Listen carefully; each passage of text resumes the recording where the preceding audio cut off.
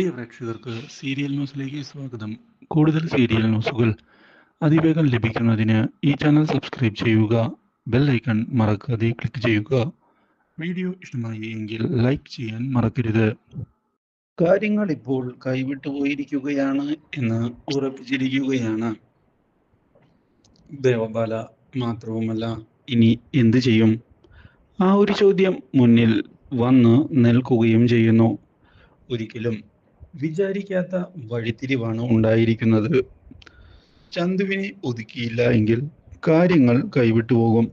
പക്ഷേ ചന്തുവാകട്ടെ അങ്ങനെ എളുപ്പം മെരുങ്ങുന്ന ആളുമല്ല. അതുകൊണ്ട് തന്നെ ഇനി എന്ത് ചെയ്യും? ഈ ഒരു ചോദ്യം മുന്നിൽ ബാക്കിയാവുകയാണ്. പദ്ധതികൾ പാളിപ്പോവുകയാണല്ലോ എന്ന് ആലോചിച്ചുകൊണ്ട് മുൻപിലേക്ക് കാര്യങ്ങൾ നീക്കുകയും ചെയ്ത ദേവബാല ആലോചിക്കുകയാണ്, എങ്ങനെ ഇപ്പോൾ അഭിഷേകിനെ നിലയ്ക്ക് നിർത്താമെന്ന്. പക്ഷേ അഭിഷേകിന് വാക്ക് നൽകുന്ന ചന്തുവാകട്ടെ ഒടുവിൽ അഭിഷേകിന്റെ കൂടെ വന്നിരിക്കുകയാണ്. ഇപ്പോൾ ഇഷയെ കാണുന്നതിനായി.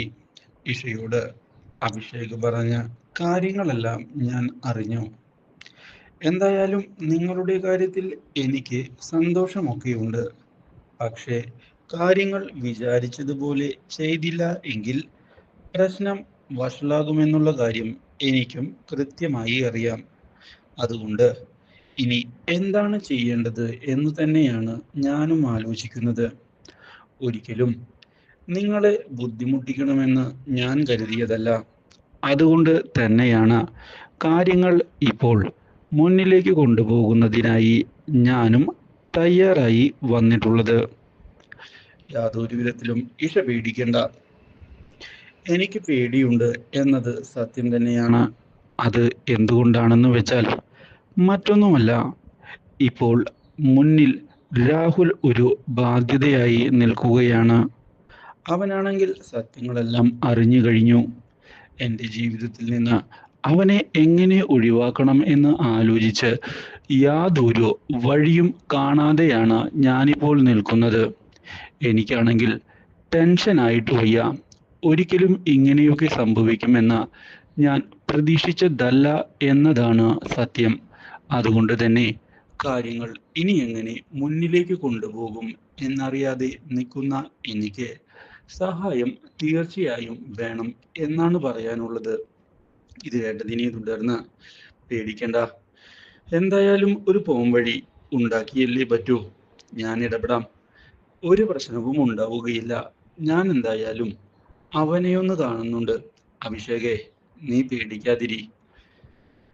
ചേട്ടാ, എനിക്ക് പേടി മറ്റാരെയുമല്ല, ആ ദേവബാലയെയാണ്. ഒരുപാടായി അവൾ എന്നെ ഉപദ്രവിക്കുന്നത്.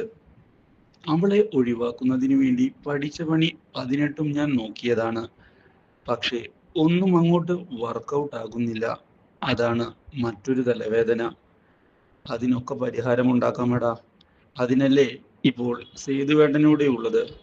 അതുകൊണ്ട് തന്നെ ഒരു പ്രശ്നവും ഉണ്ടാവുകയില്ല. ഞാനത് നിനക്ക് നൽകുന്ന വാക്കാണ്. കാര്യങ്ങൾ നമ്മൾ പരിഹരിച്ചിരിക്കും. അതിനുവേണ്ടി ഏതറ്റം വരെ പോകണമോ ആ അറ്റം വരെ ഞാൻ പോകും.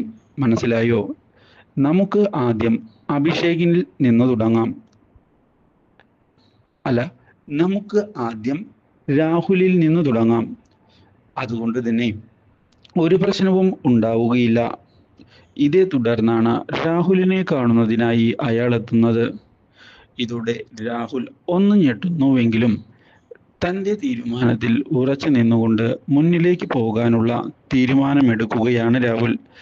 അങ്ങനെ നിങ്ങളുടെ ഭീഷണി കേട്ട് ഒഴിഞ്ഞു പോകുന്നവനാണ് ഞാനെന്ന് നിങ്ങൾ കരുതിയോ? എങ്കിൽ നിങ്ങൾക്ക് തെറ്റിപ്പോയി എന്നാണ് എനിക്ക് പറയാനുള്ളത്. ഞാൻ കുറച്ച് കാര്യങ്ങൾ മനസ്സിൽ കണ്ടുകൊണ്ട് തന്നെയാണ് ഇവിടേക്ക് വന്നിട്ടുള്ളത്. അതിൽ യാതൊരു സംശയവും വേണ്ട.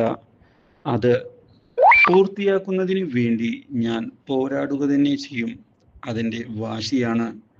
അല്ലാതെ വിട്ടുകളയാൻ ഞാൻ താല്പര്യപ്പെടുന്നില്ല.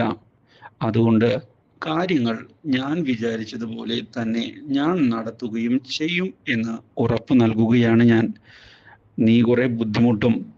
നിനക്ക് നല്ല വഴി പറഞ്ഞു തരാൻ ശ്രമിക്കുമ്പോൾ നിനക്കത് പറ്റില്ല. പിന്നെ എന്ത് ചെയ്യാനാ? കാര്യങ്ങൾ നമുക്കിനി നേരിട്ട് കാണാം. എന്താ? എന്ത് പറയുന്നു? എന്നാൽ അങ്ങനെയാകട്ടെ, നമുക്ക് നോക്കാമല്ലോ ഏതറ്റം വരെ പോകുമെന്ന്. ഇതോടെ പുതിയ പ്രശ്നങ്ങൾ തുടങ്ങുകയായി. രാഹുലാണെങ്കിൽ തിരിച്ചടിക്കാനുള്ള വാശിയിൽ മുന്നിലേക്ക് വരികയുമാണ്. Do like, share and subscribe.